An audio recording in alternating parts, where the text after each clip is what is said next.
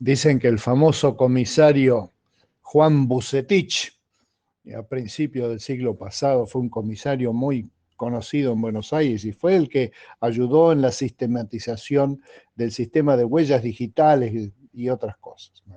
Dice que él iba caminando un día por Buenos Aires y vio una persona y le pareció sospechoso y lo comenzó a seguir. Y el hombre, cuando vio que él lo tenía siempre cerca, empezó a apurarse, apurarse, apurarse, entonces se apuró, lo detuvo y efectivamente era un criminal que estaban buscando. ¿Y sabés cómo él se dio cuenta, Bucetich, de que el otro era un criminal?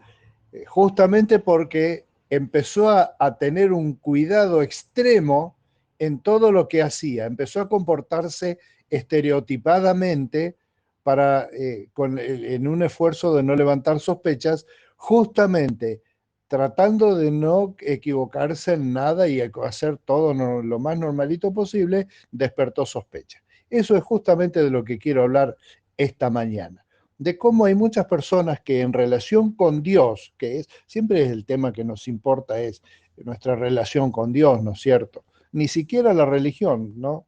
Sino lo que verdaderamente tenemos de vínculo con Dios. Justamente ahí es donde entra lo de la religión.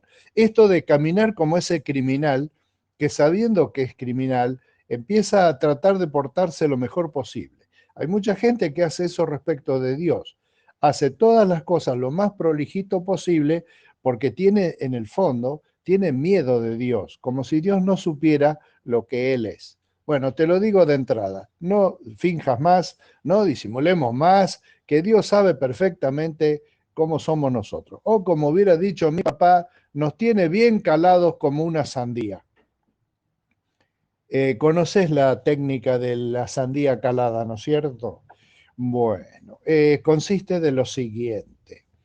Tú tomas un cuchillo de buen filo y de cierta longitud que no deberá ser inferior a los 20 centímetros y para mostrarle a un potencial cliente la bondad del producto que tienes en tus manos, que es una sandía o un melón, pero más eh, sandía que melón, tú haces un corte en forma triangular clavando el cuchillo en dirección al centro del fruto y haces un triángulo y en el último corte retiras el cuchillo con la porción del fruto que la acompaña, que está cortado desde la superficie hasta el interior, que se llama calado de la sandía. Y ahí puedes ver el color rojo hasta el profundo de la sandía, con lo cual puedes saber que toda la sandía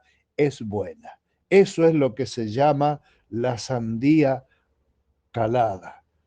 Y nosotros delante de Dios somos una sandía calada. Dios sabe perfectamente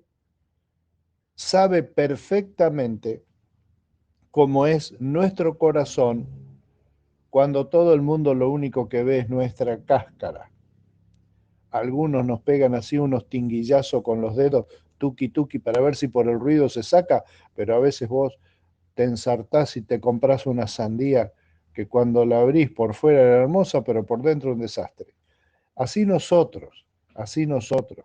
Si somos verdaderamente hijos de Dios, una cosa que nos caracteriza no es que nosotros no somos pecadores. La diferencia entre la gente, te lo digo de una buena vez, la diferencia entre nosotros, las personas, delante de Dios, nuestra condición que va a determinar si vamos al cielo o no, no es si somos o no somos pecadores, porque con esa condición todos somos pecadores. La diferencia en que hay es que hay algunos pecadores que no les importa que son pecadores y hay otros que sí le importa que son pecadores y tratan de vivir delante de Dios como hijos de Dios, no como personas que parecen ser que no tienen pecado, sino personas que no fingen que no son pecadores, sino que simplemente están concentrados en el vínculo con Dios. ¿Dónde está eso en la Biblia? Puedo decir, no, bueno, ahora me lo demostré en la Biblia. Sí, Señor, quiero retruco. Vamos a leer Romanos 8:14 hasta el 16. Decía el apóstol Pablo, porque todos los que son guiados por el Espíritu de Dios son hijos de Dios. Y ustedes no recibieron un espíritu que de nuevo los esclavice al miedo, sino el espíritu que los adopta como hijos y les permite clamar, Abba, Padre. El espíritu mismo le asegura, a nuestro espíritu que somos hijos de Dios. Es decir, hay dos tipos en general, groseramente, de gente. La gente que tiene un espíritu de temor, que está todo el tiempo frente a Dios pensando, ay, no habré pecado con el pensamiento, ay, no habré pecado sin querer, no habré hecho mal. Bueno, ¿por qué no aceptás directamente que somos pecadores todos? Yo soy pecador, te lo digo de una. Yo, Pastor Dani, el de los tips para pensar en cuarentena, soy pecador. No parezco no pecador, porque soy pecador. Te lo digo de vuelta, soy pecador. Pero como verás, no estoy muy afligido porque no me importa mucho parecer no pecador, sino que tengo una comunión con Dios desde que tenía 7 años, yo ya les conté cómo fue eso, y tengo con Él una comunión que me permite dirigirme a Dios, no como ojalá que no se dé cuenta que he pecado, sino, papá, mira, perdóname, metí la pata. Es lo que dice acá.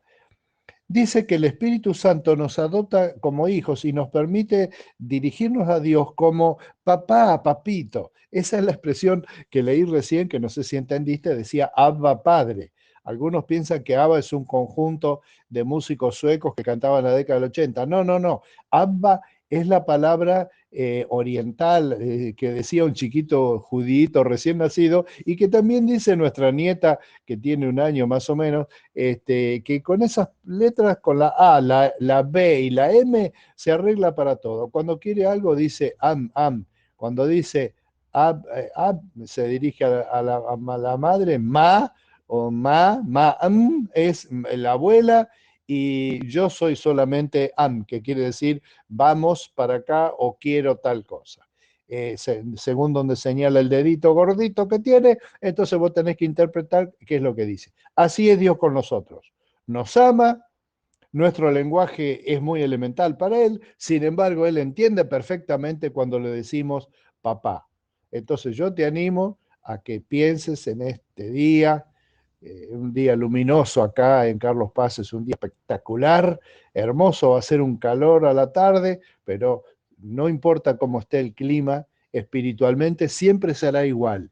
El Espíritu Santo, si está en tu corazón, no te va a hacer estar todo el tiempo pensando, hay que hacer esto, hoy habrá que hacer lo otro. Estamos en tiempo de cuaresma, quiere decir que debemos tener cuidado, ya pasó carnaval, debemos confesar todo lo que hicimos en carnaval. No, olvídate de esa forma, no de lo que digas, porque si yo digo, guarda que estamos todos, somos pecadores, todos, nadie honesto me va a decir, no, no, yo no soy pecador. Porque el solo hecho de usar la palabra pecador ya te muestra a una persona que tiene esa sensibilidad. Pero el objetivo de la muerte de Jesús en la cruz no es que nosotros nos fijemos qué bueno que es Él y qué malo que somos nosotros para siempre, y que estemos entonces todo el tiempo con miedo, como esos hijos de padre violento, el padre violento, que entonces los hijos están todo el tiempo, no tendré torcida la corbata, como un soldado en la colimba cuando se hacía la colimba. Dice, no me faltará lustre en la bota, no tendré un botón que me falta en el uniforme, y están guiados por el miedo, por el terror. Entonces, cuanto más terror, más disciplina. Y hay padres que hasta ahora hacen eso, ¿eh? Guarda, ¿eh? Pero Dios no. Dios no es un padre así. Dios es un padre amoroso que dice que su espíritu, su esencia misma, en nosotros no nos impulsa a estar todo el tiempo en temor pensando, ay, habré hecho algo malo, algo que no le gustó a Dios, no me estará castigando Dios por algo que yo he hecho y que ahora Dios no me lo perdona, porque el que de la inquietud de esta libertad, amnistía, perdón de los pecados para todos, no somos nosotros, fue Él.